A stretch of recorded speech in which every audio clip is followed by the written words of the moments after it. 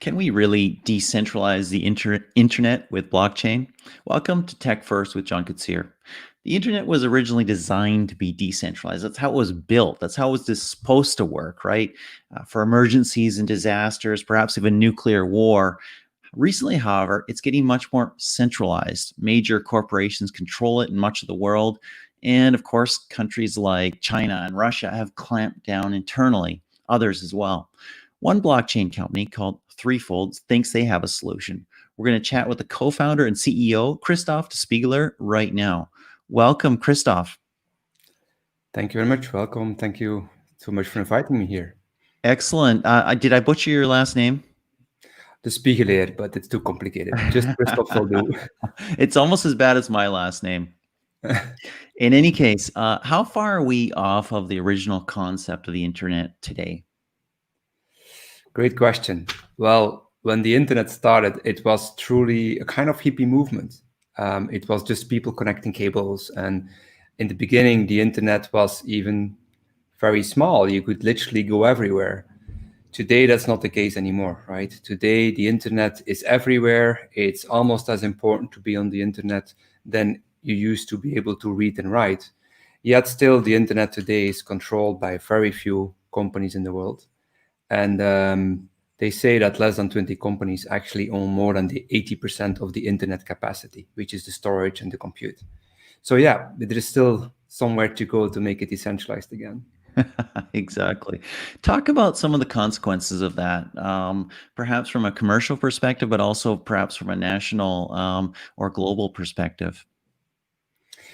Yeah, quite some. If today you look in the news, clearly a lot of countries want to have their sovereignty back. And they realize that the internet is not like that anymore. It should be a little bit like electricity, right? Because it's so much in our life that it should be everywhere. You just should be able to get to it.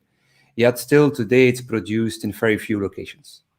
If you look as an example in Africa, there is almost nothing, or South America, or many places in the world don't have it yet.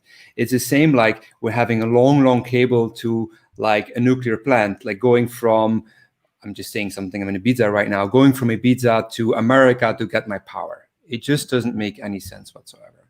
Mm-hmm. And that has a lot of consequences to do with power loss. So we're burning too much power. The cables need to be too big. If something happens with the cable somewhere, we get outage. To also giving too much power in the hands of the few, which can then potentially abuse it. And that makes the internet not what it should be, because it really needs to be something like electricity. It needs to be everywhere and everyone needs to have access to it. It needs to be cost effective. It needs to be reliable. It needs to be independent, all of that good stuff. So talk about your solution. Well, first of all, what we try to do is not become yet another big company which is going to resolve everything, right? No. Yes. What we try to do is to come up with, it's an idea, it's a movement. It's where we invite a lot of people to become part of and basically help us to build a new internet. Now, it sounds a little bit weird, building a new internet. We're not trying to replace the cables. There are a lot of cables out there, right? And there are more satellites being put in the sky, and so lots of things are happening from that perspective. What we need to help with is that we get more compute and storage capacity close to us. Because today it's a little bit weird. If we send a message to each other, basically it goes to a server somewhere in America, and you will then go to a server close by, and it's really not how it should be. If I send a message to my friend here, wouldn't it be more logical that my message goes from me to my friend directly here on the island? And it's not like that. And like, why do we need like 10 messaging applications like WhatsApp and chat and this and that and SMS? It just doesn't make sense. So you can see that all of these things are broken. So what if we all together, everyone in the world, can extend this internet? And how can we do that? If we all that's too complicated. If we all buy a box, any piece of hardware will do. We just plug it into the internet, the existing cables. We plug it into power. We download some piece of software and put it on top of it. Then that node, we call it a node, could extend the internet. So as such, we don't have to build this huge, big, what they call data centers. These are these huge, big generators of internet capacity, which are centralized. But we all can buy a small or a big box, put it in an office, at home, put it somewhere where there is maybe more bandwidth. And then all of these boxes together would create enough capacity in such a way that if we need something from this new internet, it would be close by us. If the cable would be cut, we still would be able to communicate. We wouldn't need like 5 applications anymore, but a lot less. So it's a very different design. What kind of redundancy do you need in a system like that? I mean, obviously, in a cloud scenario, you've got massive data centers that you just talked about in the hands of a few. It's more than a handful, but it's not a huge number of companies. And sure, they store things redundantly as well locally. But if I need to get something and maybe I need a file that you have. Are there 5 copies of it in existence? Is it chopped up and distributed across many different nodes? Where's that actually coming from? And how's it work? Again, a great question. Today, in centralized data centers, they would typically make copies or sometimes a little bit more intelligent, but you know that your data is with a centralized company and not once, because you exist many times, right? You exist for Facebook, you exist for any of these companies, basically. And every time, again, they need to build a full-blown new infrastructure to store your information, to make it an index around it, to allow people to find it, security, all of that.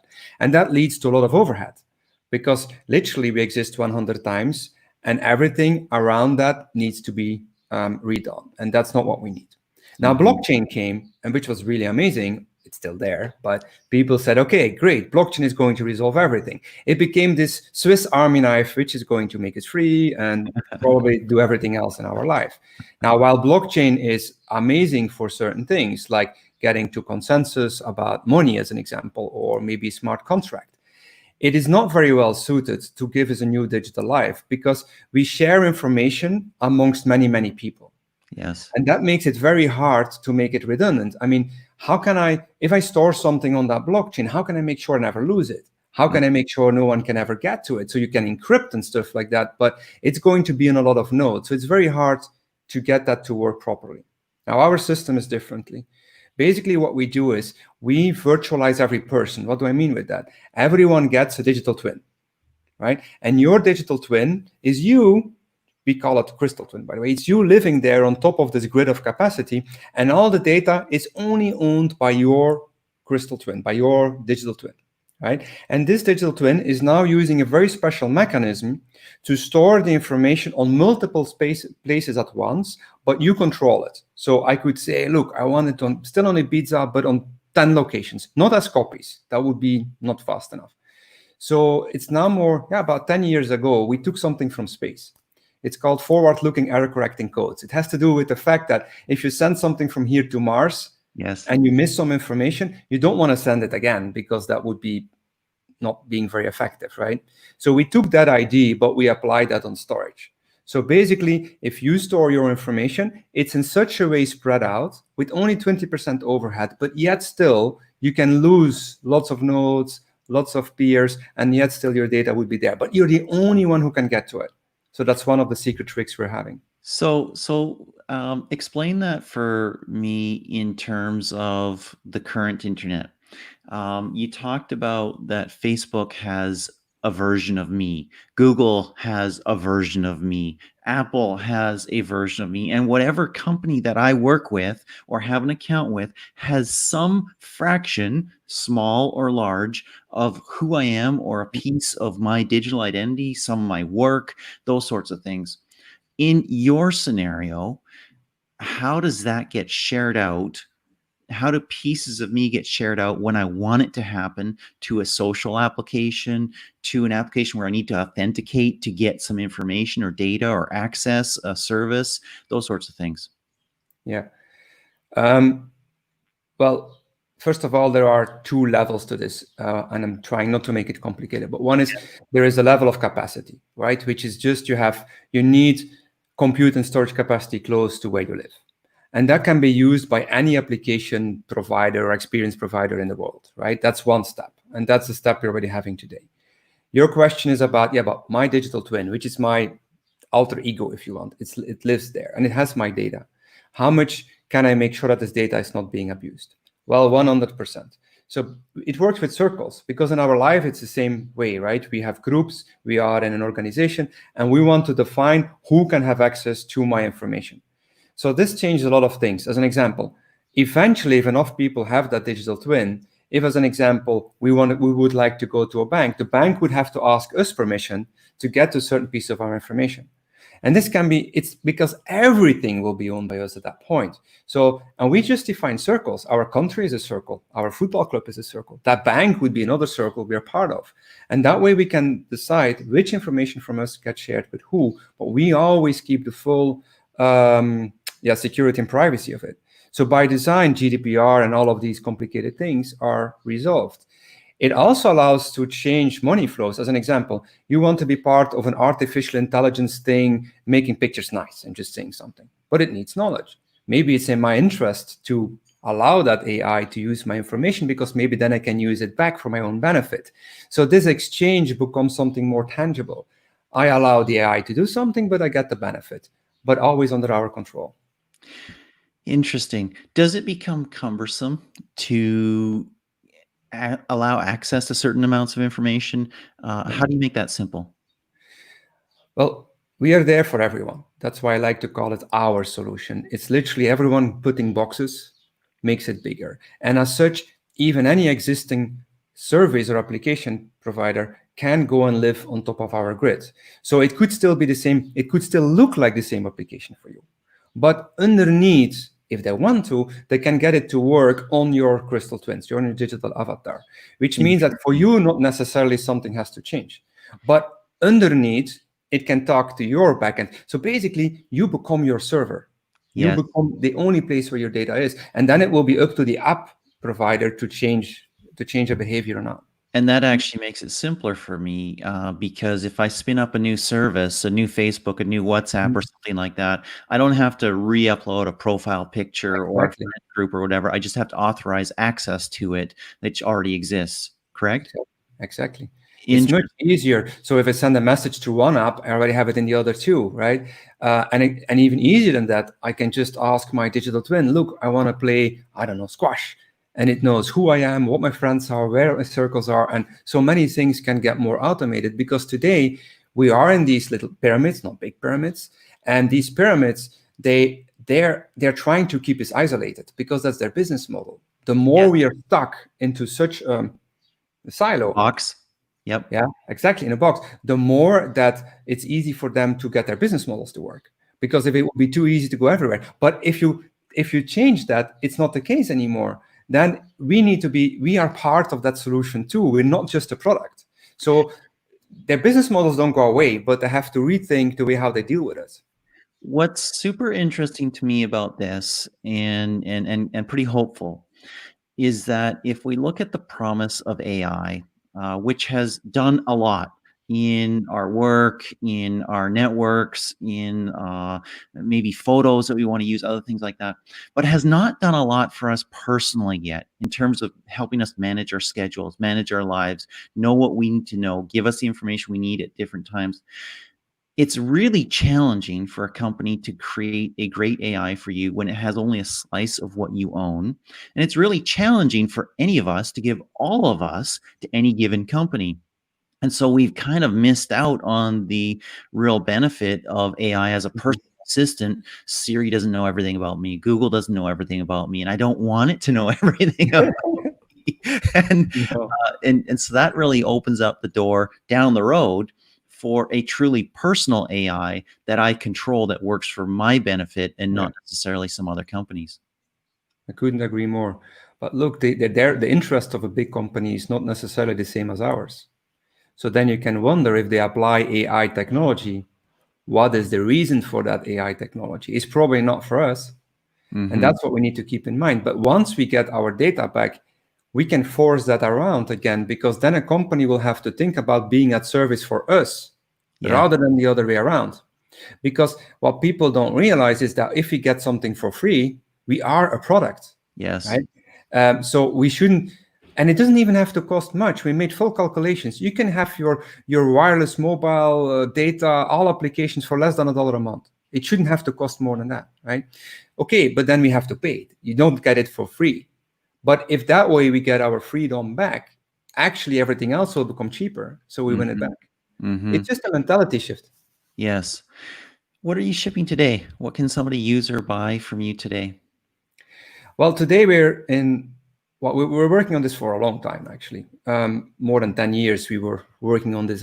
Going out. I first called it IT as energy, but no one understood it. So it took a while before we got somewhere. So now we're the second generation with our grid. The grid, technical term, but basically it means that today we have quite some capacity online, 21 countries, 600, we call them farmers. These are people who connect these boxes, which is a lot and not a lot. It's more than all the blockchain projects together. So that says something. And now people can use that capacity for their own applications. So any developer or person who has something to offer to their customers or their users on the internet can do it in a more decentralized way. It will use less power. It will be more decentralized in a country, so good for sovereignty. So it has a lot of benefits. That's where we are today. And that's growing. And now we want to add 10,000 locations to it. That's what we're kind of pushing. We are launching we have the token, of course, but we're start making more noise about it. That's where we are now. And the next phase will be with what we have in a working prototype, which is this crystal twin. It's actually a separate company. It's not the same company. We work from out of the foundation, but that is a separate entity. And they will think with whoever wants to, we have already a prototype, but it's like, okay, how can we get us as this digital twin on top of this network? And that's what we start doing now. Interesting. And what's the business model? Foundation basically gets, is promoting the grid, is motivating the farmers. It's a non-for-profit to basically extend the network. And 10% of the revenues on that network go back to the foundation. And then the foundation uses that to keep on expanding, make sure the code gets further developed and stuff like that. That's the basic revenue model for the foundation. We also have a technology company next to it, which is called ThreeFold Tech. One is ThreeFold Foundation and the other one is ThreeFold Tech. Not very original, but anyhow. And ThreeFold Tech is about helping others to use the same technology. So if an enterprise or government or someone says, yeah, we want to have the same technology as the grid, but we want to do it in our country or whatever. So these are the two models we're having. The Red Hat to Linux. Maybe. Interesting. So it's a huge vision. You're literally talking about not just rewiring in some sense the software of the internet and how it works, but also how we engage with it and interact with it. Perhaps not at the level that we understand, but the level that is actually happening.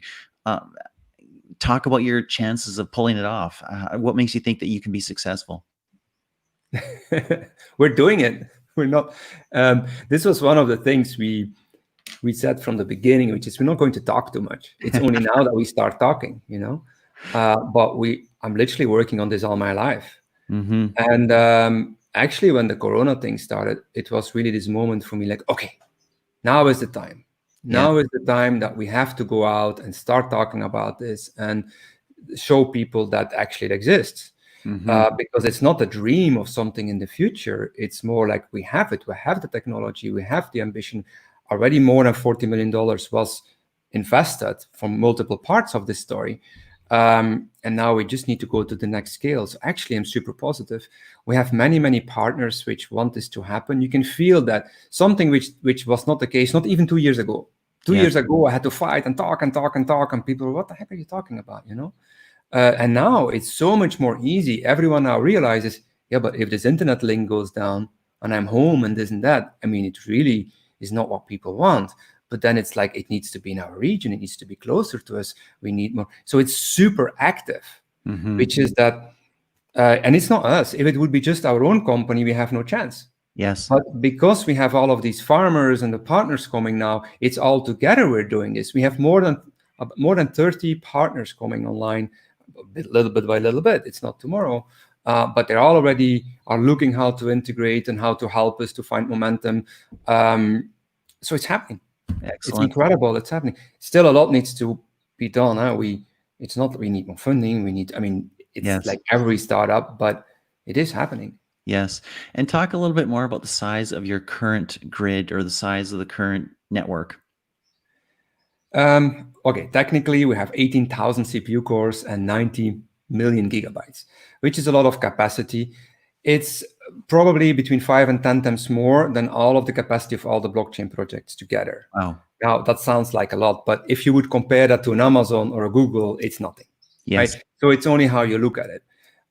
It's a decent amount of capacity to start with, and it's very good. But now we need to go to the next phase where many more farmers need to come. But it's for sure already big to prove the concept, where people say it works, actually. Now, if somebody wants to join, if somebody wants to be one of those farmers, and if they want to participate in the project, where do they go? What do they do? They go to threefold.io, where basically they should find, if the website is good enough, a place where they can register their interest to become a farmer. And then we help you in a decentralized way. We call them cooperatives, where we bring you in contact to people who can help you. You can then find your way and become a farmer. Or you can buy the token. The token is not, we never did an ICO. It's not like another of these crypto things.